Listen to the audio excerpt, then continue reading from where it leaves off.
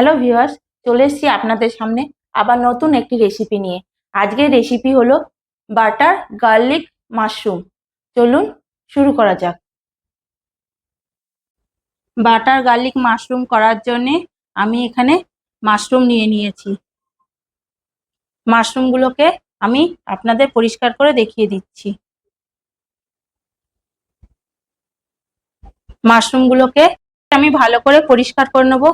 তার জন্যে আমি মাশরুমের উপর ঘরে থাকা আটা এরকম মাশরুমের উপর ছিটিয়ে দিয়ে ভালো করে এরকম ডলা দেবেন, দেখবেন মাশরুমগুলো পরিষ্কার হয়ে যাচ্ছে।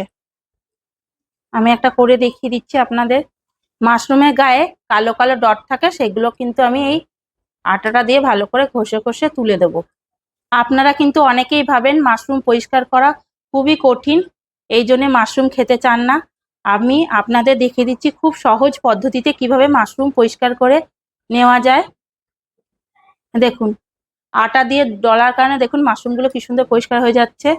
এরকম ভাবে সমস্ত মাশরুমগুলোকে আমি আটা দিয়ে ভালো করে পরিষ্কার করে নেব। আটা দিয়ে ভালো করে মাশরুমগুলোকে দেখুন আমি ডলে নিয়েছি। দেখেছেন মাশরুমের উপরে আর কোনো নোংরা নেই। এবার আমি এই মাশরুমগুলোকে ভালো করে জল দিয়ে ধুয়ে নেব।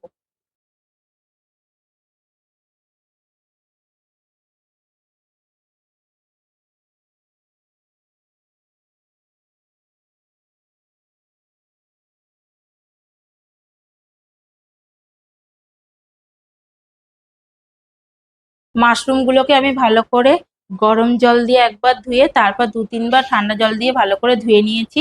এবার এগুলিকে আমি কেটে নেব।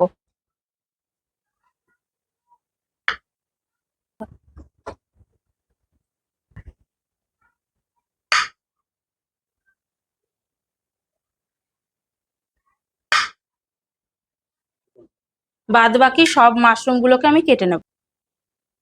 সব মাশরুমগুলোকে আমি কেটে নিয়েছি। এবার মাশরুমগুলোকে সবজি মশলা দিয়ে মাখিয়ে নেব।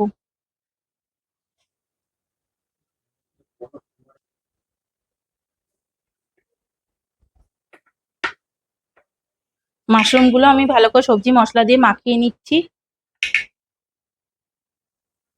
এবার এগুলিকে আমি 10 থেকে 15 মিনিটের জন্য রেখে দেব। একটা মশলা তৈরি করব, তার জন্য আমি এখানে নিয়েছি বড় একটা সাইজের পেঁয়াজ। পেঁয়াজগুলোকে আমি দেখুন মাঝারি সাইজ করে কেটে নিয়েছি।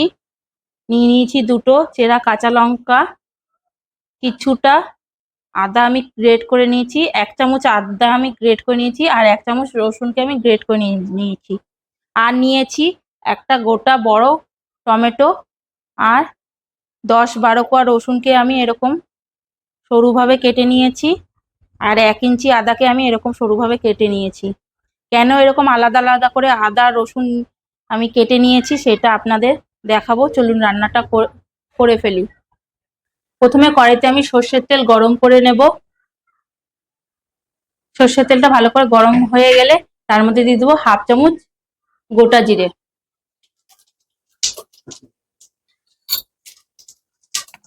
এবার জিরেটা হালকা ভাজা ভাজা হয়ে গেলে এর মধ্যে দিয়ে দেবো টুকরো করা পেঁয়াজ।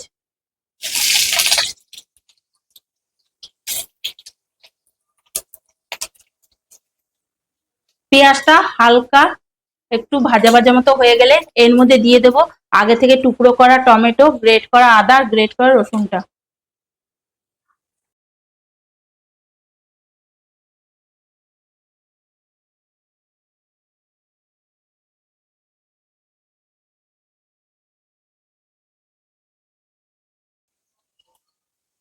এবার আমি এর মধ্যে দিয়ে দেবো ছোট চামচের 1 চামচ নুন বা স্বাদ অনুযায়ী নুন।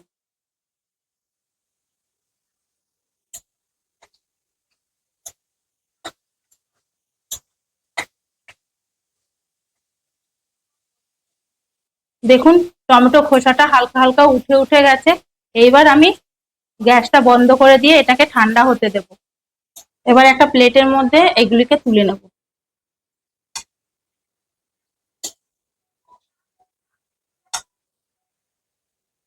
এবার মশলাটা তুলে নিয়েছি।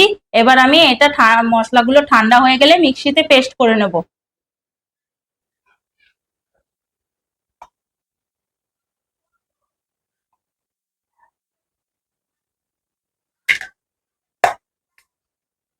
পেস্টটা আমি করে নিয়েছি।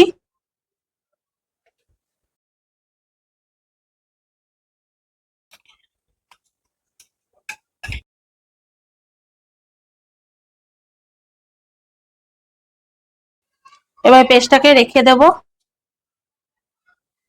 এবার আরেকবার কড়াইতে সর্ষের তেল গরম করে নেব। সর্ষের তেলটা ভালো করে গরম করা হয়ে গেলে সেই মশলার পেস্টটা আমি এর মধ্যে দিয়ে দেব।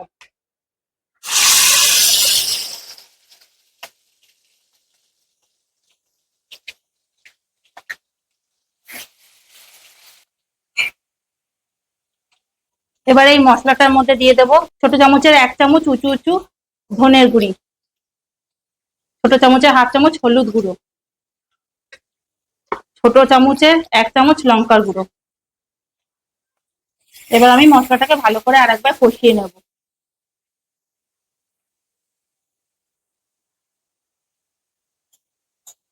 মশলাটা ভালো মতো কষে এসছে। এবার এর মধ্যে দিয়ে দেব পরিমাণ মতো জল। আমি খুব বেশি জল দেব না, আপনারা আপনাদের পরিমাণ মতো জল দিয়ে দেবেন।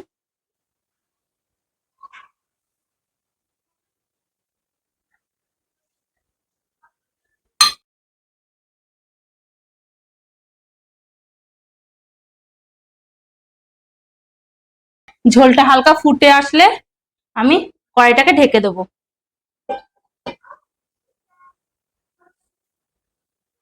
ফিরে এলাম 5 মিনিট পর। গ্রেভিটা আমার পুরোপুরি রেডি হয়ে গেছে। এবার গ্যাসটা বন্ধ করে দিয়ে কড়াইটা নামিয়ে রাখবো। এবার আমি একটা কড়াই বসিয়ে নিচ্ছি। কড়াইটা গরম হয়ে গেলে এর মধ্যে আমি কিছুটা বাটার দিয়ে দেব।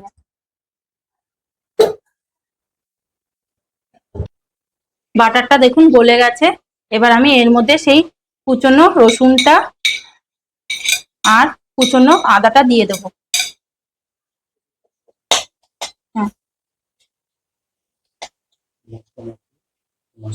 এবার আমি যে মাশরুম গুলোকে মশলা মাখিয়ে রেখেছিলাম সেই মাশরুম গুলোকে কড়াইতে দিয়ে দেব।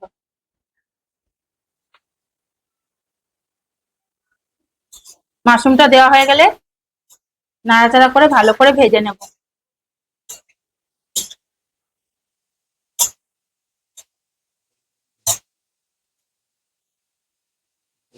এর মধ্যে দিয়ে দেবো দুটো চেরা কাঁচা লঙ্কা।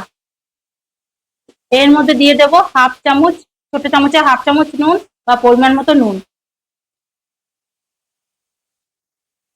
বাটার দিয়ে এইভাবে মাশরুম করলে মাশরুমের স্বাদ দ্বিগুণ বেড়ে যায়। এই টাইমে কিন্তু গ্যাসের ফ্লেমটা হাই করেই রাখতে হবে, লো করলে চলবে না। দেখুন মাশরুম থেকে কতটা জল বেরিয়ে এসছে। এবার গ্যাসের ফ্লেমটা হাই অবস্থায় আমি মাশরুম গুলোকে নাড়াচাড়া দিয়ে ভালো করে ভেজে ভেজে নেব।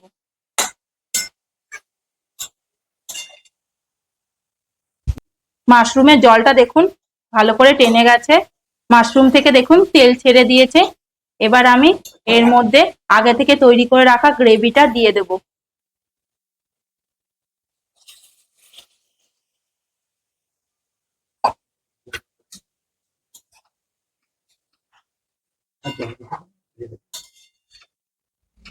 গ্রেভিটা দেওয়া হয়ে গেলে এবার আমি 5 মিনিটের জন্য ঢেকে দেব।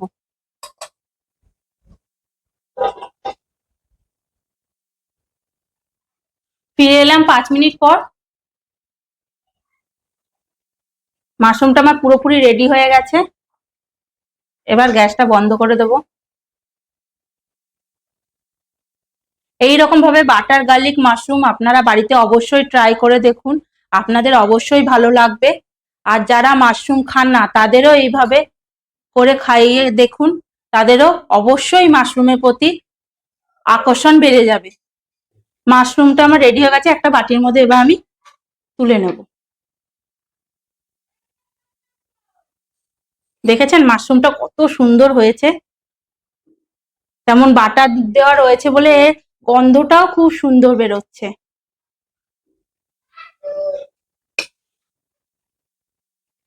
উপর থেকে আমি কিছুটা বাটারকে ছড়িয়ে দিচ্ছি।